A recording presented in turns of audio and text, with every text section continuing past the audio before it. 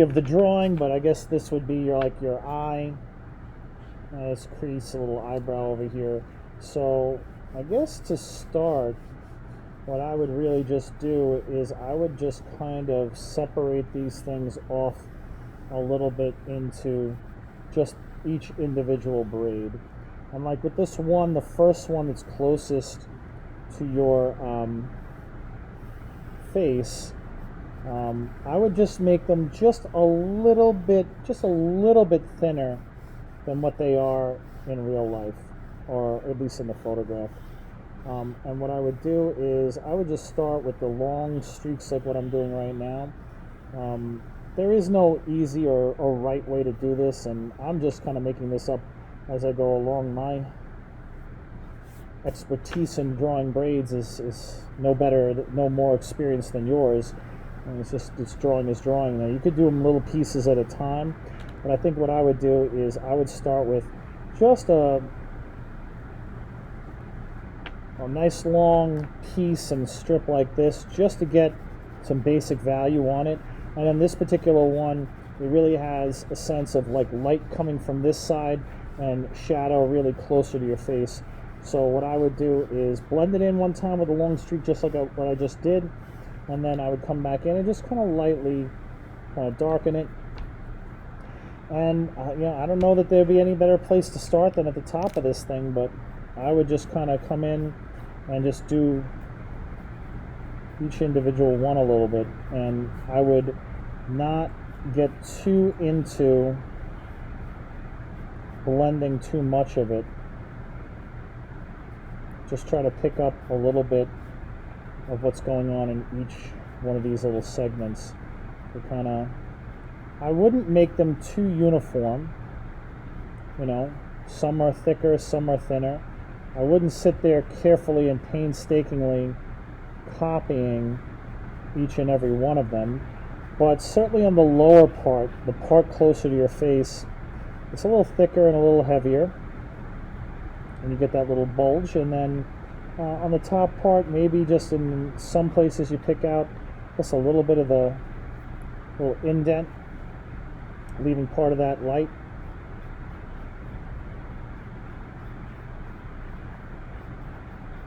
And I think, as painstaking or as time consuming as that would be, it still would give you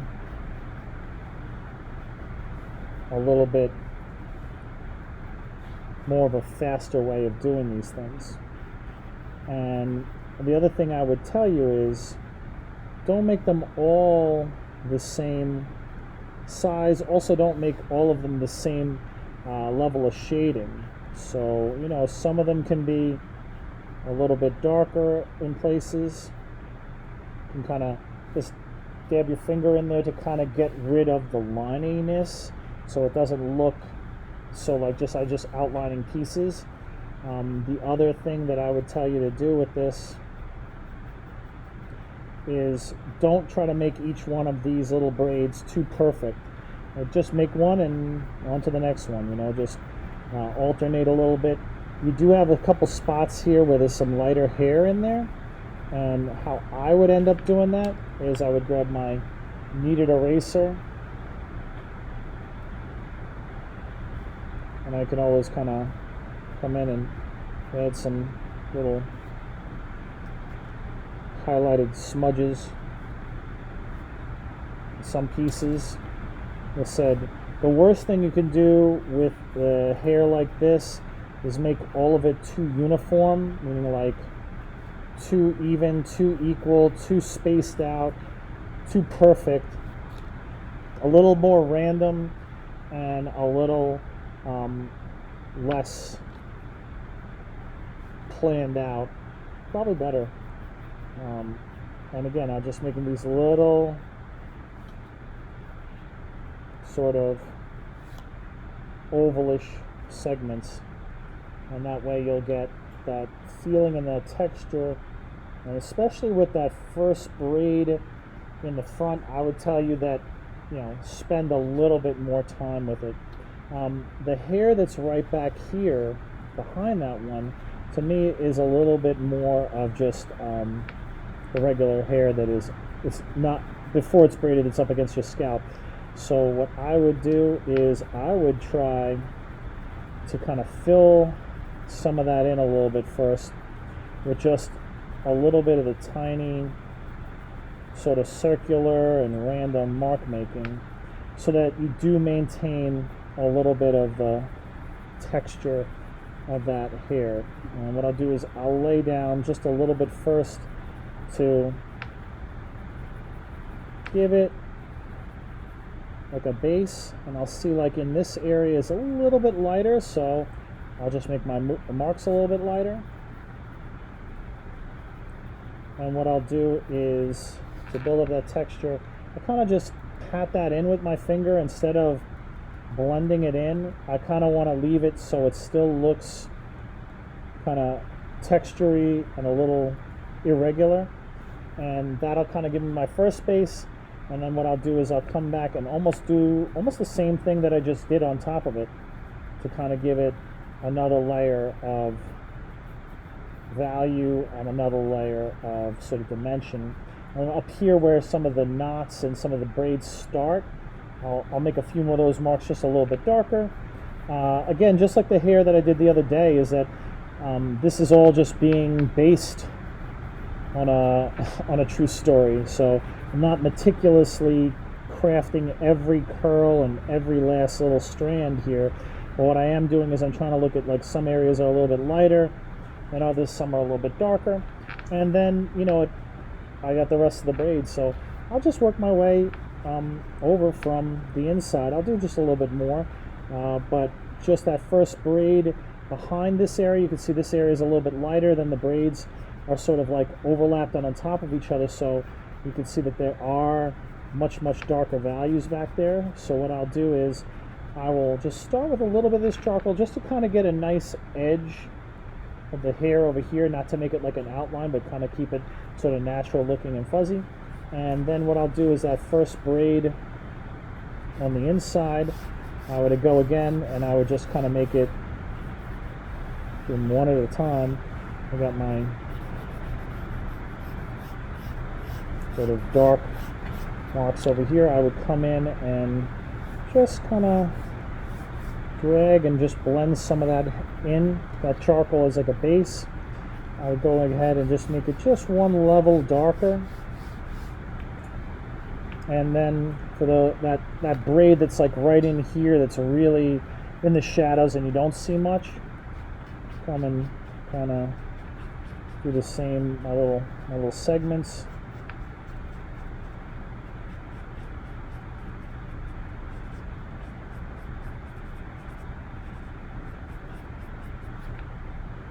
It's pretty dark, but at least it gives it a little bit of the feel of what's going on there. And then, just because some of them you can kind of see a little bit of light reflection, I'll take my kneaded eraser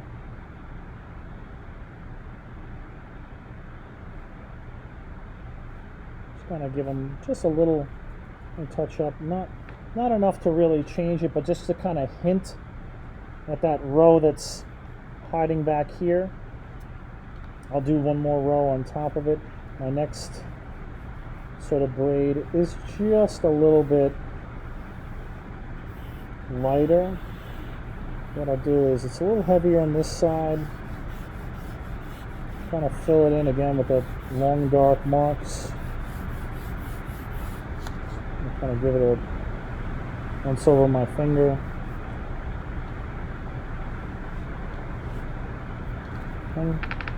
And then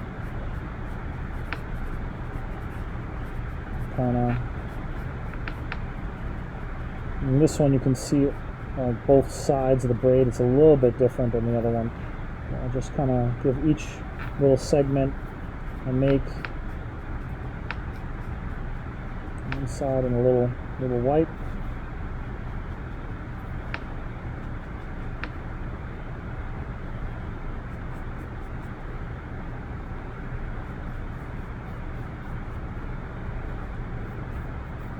And try not to make them too uniform.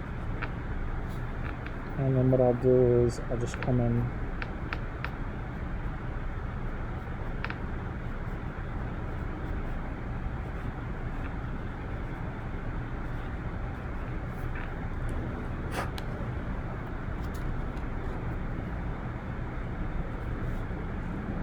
And I think that, you know, that will, even though I'm not painfully getting in there and drawing every single braid, I think if someone looks at this and sees the picture and sees your face, I think very easily and very quickly they're going to understand, oh, okay, I get it. She's got long braids.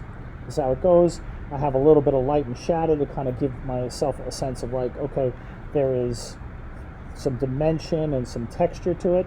And I think that's all the information that you need.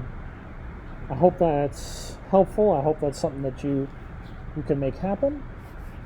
And I think, judging on the success of the face you've drawn so far, I don't see a reason why you can't. I will, since I'm not doing much, I'm gonna just do one more layer of braid.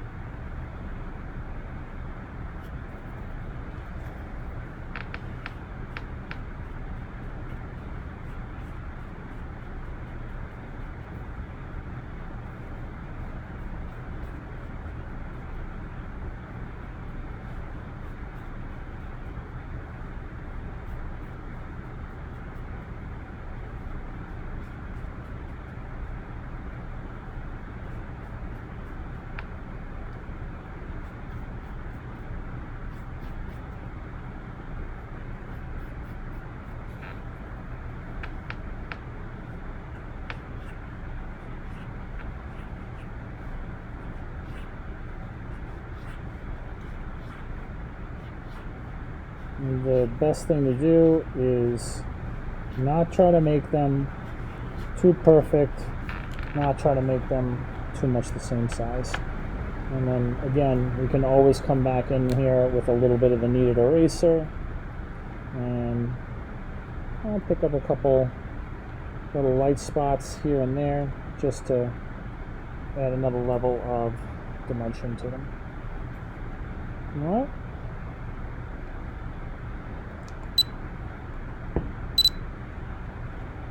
Hope that helps.